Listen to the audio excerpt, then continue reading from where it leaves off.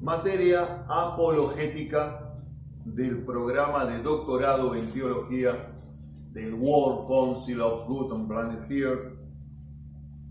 Su anfitrión, obispo, profesor, doctor honoris causa, Martín Rodolfo Saturnino Maure Cañete, de la Oitía Sabino Ocelia Alvareño I. Estábamos con un análisis somero, un análisis rápido, pero para que también obviamente usted pueda puntearlo, usted pueda saber que estos criterios son necesarios y discutidos en lo que es la apologética, y por supuesto usted pueda luego consultar otras fuentes. De más está decir qué fuentes sobre la teoría de la evolución hay montones, así que vamos a hacer un pequeño recómputo, comenzando con Tales de Mileto. El filósofo Tales de Mileto, nacido en el año 636 antes de la era cristiana, fallecido en el año 546 antes de la era cristiana, pensaba que todo se había originado en el agua. Mire cómo va iniciando el caminito para llegar a la teoría de la evolución. Tales de Mileto pensaba que todo había surgido desde el agua. El filósofo Anaximandro, nacido en el año 611 y fallecido en el año 547 antes de la era cristiana, sostenía que la vida se había originado en el limbo terrestre. Ahí ya tenemos otra versión. El filósofo Heráclito, nacido en el año 576, fallecido en el año 480 a.C., decía que todo fluye y que nada permanece invariable.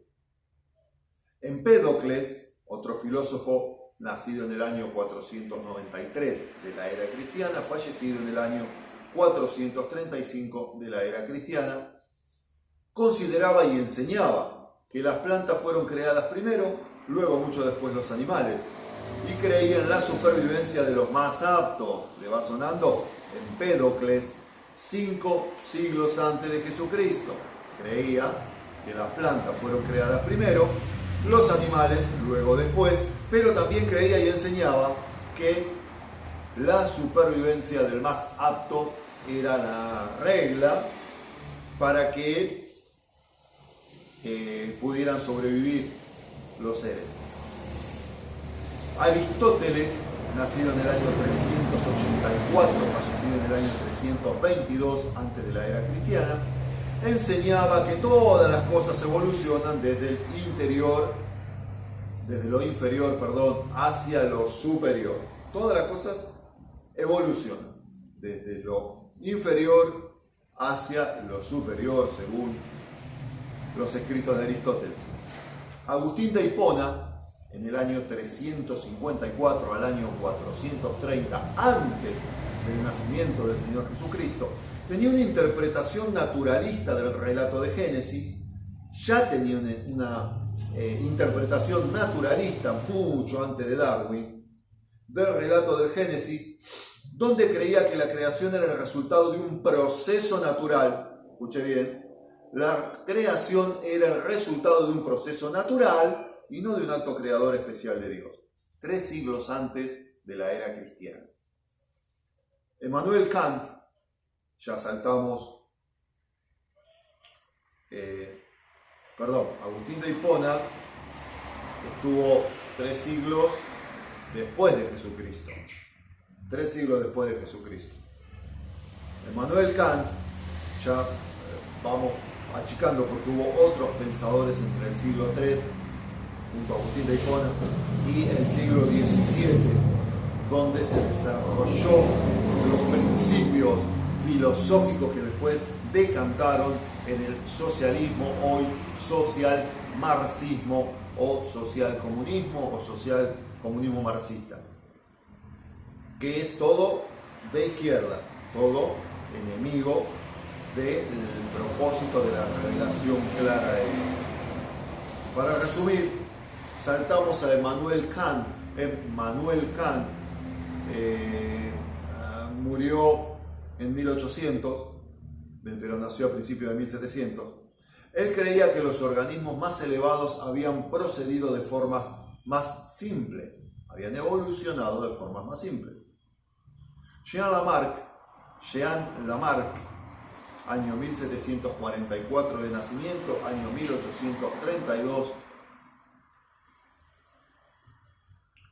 de fallecimiento, enseñó de la generación espontánea en su libro Philosophie zoologique.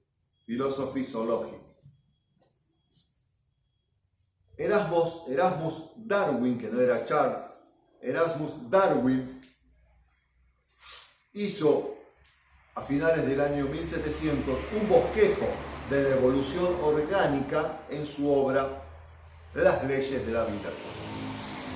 Y llegamos a Charles Darwin, ya del año 1800, nacido en 1809, fallecido en 1882, quien terminó de cuadrar, terminó de darle forma y desarrolló la teoría de la evolución o el desarrollo progresivo de las especies en su libro clásico, El origen de las especies. Existen dos tipos de evolucionistas: los evolucionistas ateos y los evolucionistas teístas. Ahora vamos a tocar un poco esta cuestión porque, por supuesto, todo esto y todas estas personas, en mayor o menor medida, han planteado posturas y filosofías que, si bien quizás ellos no eran contrariamente ateos, o sea, no eran explícitamente ateos, perdón, daban lugar a contrariar la revelación divina. Tales de Mileto, Anaximandro, Heráclito, Empédocles, Aristóteles, incluso Agustín de Hipona, Emmanuel Kant, Jean Lamarck, Erasmus Darwin y Charles Darwin, entre tantos otros. Entonces, ahora nos detenemos un segundo en estas cuestiones evolucionistas, los dos tipos de consideraciones, filosofías, posturas evolucionistas: los evolucionistas ateos y los evolucionistas teístas. Los evolucionistas ateos, denominados también materialistas, explican el origen de la vida y de todas las criaturas por fuerzas naturales sin la intervención de Dios. Y los evolucionistas teístas, quienes creen que Dios impulsó la creación del universo y después el universo, el mundo y la vida, según ellos, se desarrollaron por sí mismos, ¿no? Gran cosa. La teoría de la evolución orgánica por selección natural. La teoría de la evolución orgánica por selección natural. La definición de esta teoría nos dice que en el libro El origen de las especies de Charles Darwin se planteó una hipótesis denominada selección natural y observa que hay tantas variaciones que ningún ser vivo es exactamente igual a otro. Los seres vivientes se multiplican tan rápidamente que no hay suficiente espacio y alimento para sus crías. Los miembros de cada especie compiten entre sí y con otras especies. En esta competencia, cualquier variación beneficiosa proporciona a su dueño una ventaja sobre los otros que no son tan aptos. ¿Según quién? Las criaturas con tales variaciones ganan en la lucha por sobrevivir y se reproducen, mientras los menos aptos mueren. Esto es descrito como la supervivencia de los más aptos, o abreviado como selección natural. La criatura que sobrevive traspasa estas características a sus descendientes. Después de muchas generaciones, la resultante es muy diferente a la especie original. A esto se le denomina, o lo denominan en realidad, en esta teoría de la evolución, a largo plazo, evolución. Los argumentos o evidencias que ellos utilizan a favor son la constatación de variaciones, cambios y mutaciones, la constatación arqueológica de fósiles, el estudio constatado de la embriología, la similitud o anatomía comparativa, también la distribución geográfica y la inutilidad de algunos miembros o partes del cuerpo.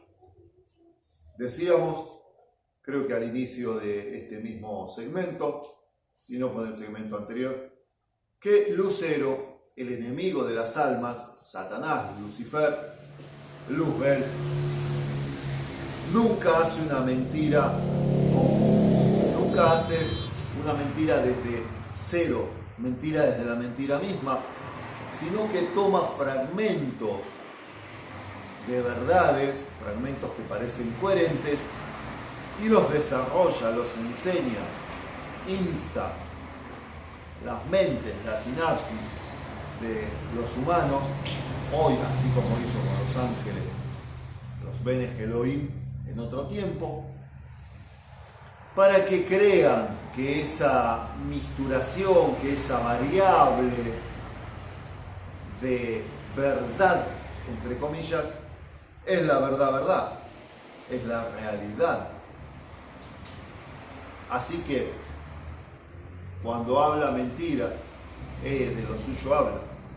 De la misma forma, el humano está encerrado, el humano no regenerado, el humano que tiene su espíritu amortecido, se discierne espiritualmente y está bajo la influencia de las mismas lógicas de Lucifer.